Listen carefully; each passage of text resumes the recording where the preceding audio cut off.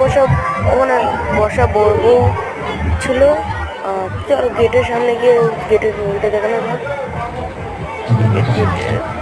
Heavy হচ্ছে, এটা খুব সুন্দর। গেটে প্রবেশ করছে,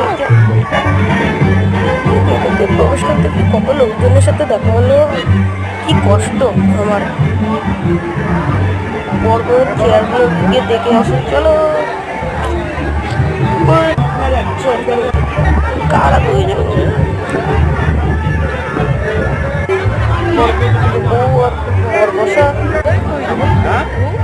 পুরো মুখটা জ্বালা ছিল না।